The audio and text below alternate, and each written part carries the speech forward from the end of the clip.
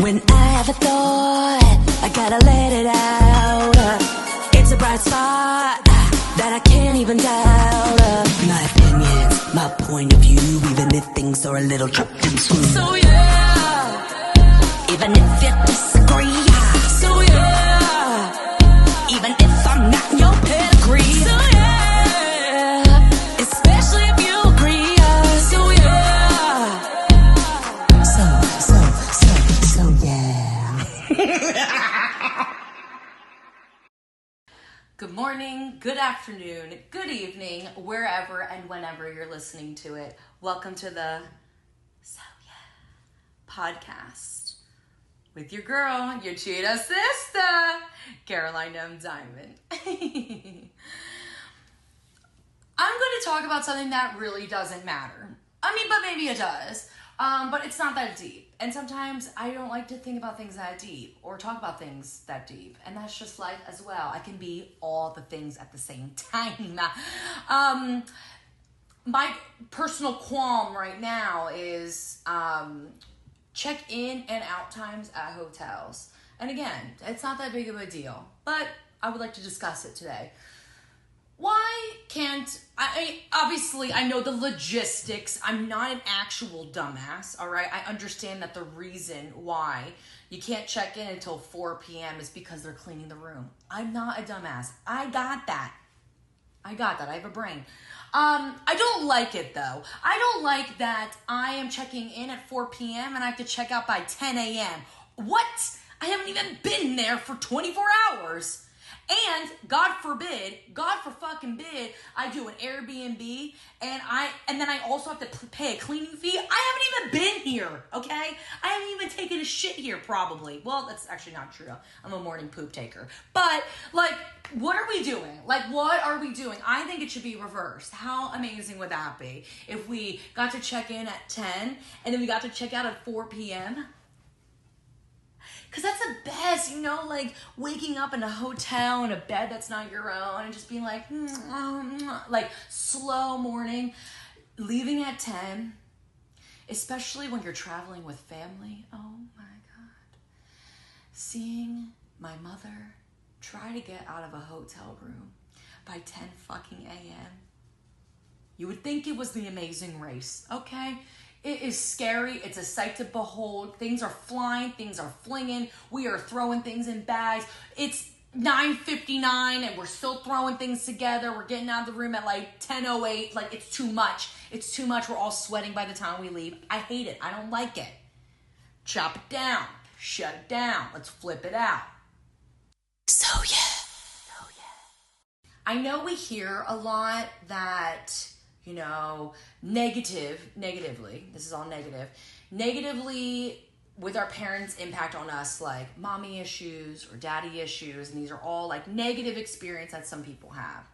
And, everybody has their own story, they have their own experience, they have their own lives that they have lived, all right? One thing I don't hear a lot about is the negative impacts on having positive daddy issues.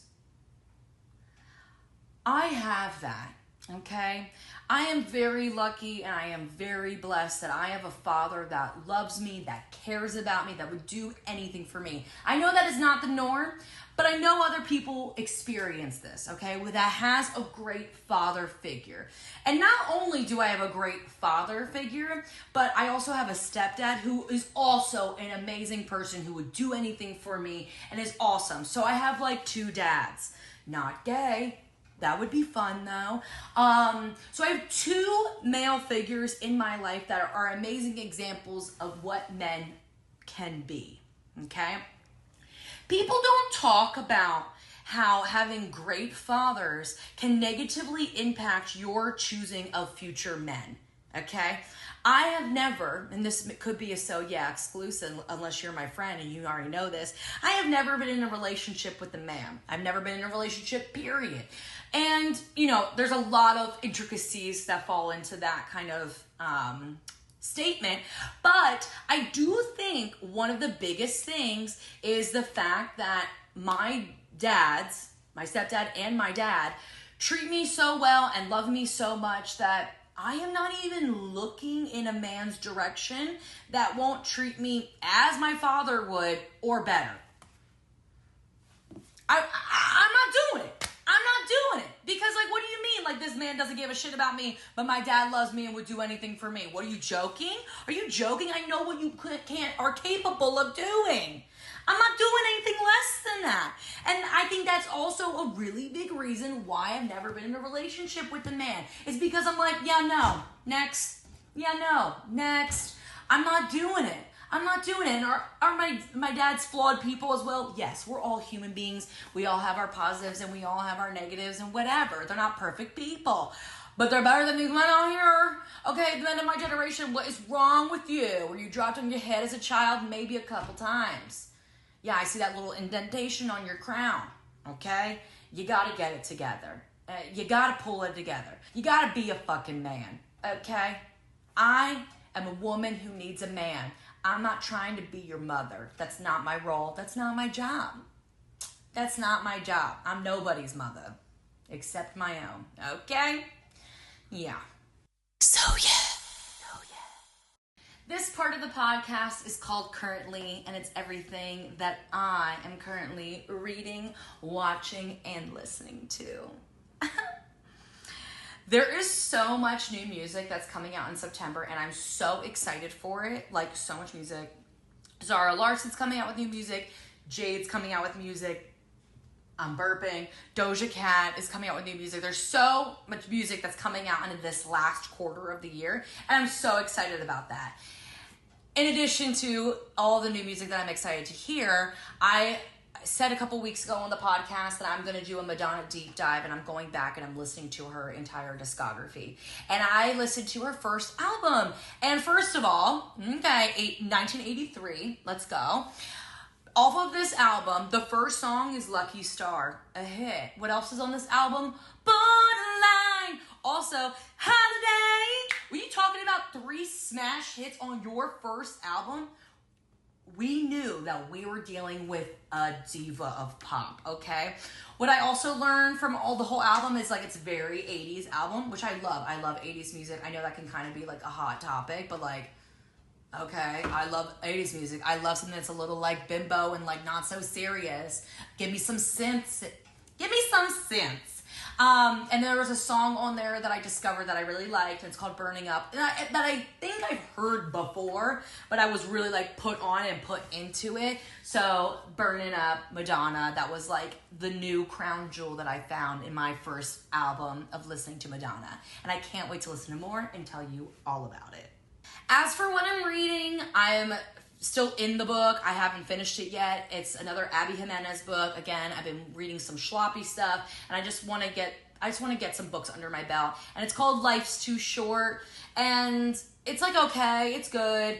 Basically, this girl who's like a YouTuber has ALS, and has like 1 year to live type of drama, and her next door neighbor is like this so hot, doesn't know how hot he is, lawyer. I'm like, yeah, hot chiseled lawyer just living next door, and I'm not jumping his bones. You're fucking crazy, okay? And it's just about, like, them, you know, being friends, and then I guess I'm sure they're gonna fall in love, and hopefully this girl doesn't die, but she might die, but, you know, I don't know what's gonna happen, and so I have to read 130 more pages to figure that out. And as for what I'm watching, I gave myself a little extra time so I could talk about it. So my roommate, Jasmine, decided to tell us as the house the other day that she had never seen National Treasure. Are you crazy? Are you literally crazy? National Treasure is one of the best movies. I'm gonna steal the Declaration of Independence. Like, are you fucking kidding me? Like, National Treasure is so good. And I did grow up with brothers, and I would say that some of my taste is directly linked to growing up with brothers and, like, what my brothers were interested in. And my brothers are really into history. My stepdad's into history, so it was kind of, like, all around me at that time. And I remember seeing it and, like, all of us being obsessed with it. And dare I say that the second movie could be better than the first one. He kidnaps the president. The president What? What? Ben Gates? Come on, an icon. Getting the president alone to ask him where the book is? Oh my God, cinema! Cinema! I gave them both 5 stars on Letterboxd. I don't know, it was so good. It's like a good amount of action. It's a little bit of love, you know. It's so good. Although I was watching it, and you know, I personally have never felt this way. Obviously, there are people that exist in the world that have different tastes than me. But I was watching Nicolas Cage, and I was like, that man is not attractive. I'm sorry. He's just not. He does absolutely nothing for me here, or here. Nothing. I get no fanny flutters from him at all. He kind of creeps me out the way he looks. And did you know that he's a Coppola? Did you know that he's a Coppola? He changed his last name to Cage, so he wasn't caged in the Coppola dynasty. Okay, a little hot tip for you. But yeah, we watched National Treasure 1 and 2, and oh my God, it was so good. When's the last time you've watched National Treasure? You probably should watch it again. Still holds up. First movie came out in like 2004, second one 2007. We love it. I need to watch the TV series. Apparently they came out with a TV series in like 2022, 2021 during the panty. And I should definitely watch it. There's some female leads in it, which I'm like, sometimes the overcorrection with like the wokeness kind of bothers me a little bit. It's like, now we need to have female leads. And now, sometimes it's a little OD. So I'm interested to see what it's like to see like, I don't know, I guess a female archaeologist figure it out and get her nose in the book. But yeah, love National Treasure. Love it so much. Thank you so much for listening, watching, wherever you're consuming this media. I thank you so much. Thank you for giving me views. Even if you love it, even if you hate it, doesn't matter. I'm still talking into a microphone. Doesn't make a difference to me. Without further ado, I'll see you next week. So yeah.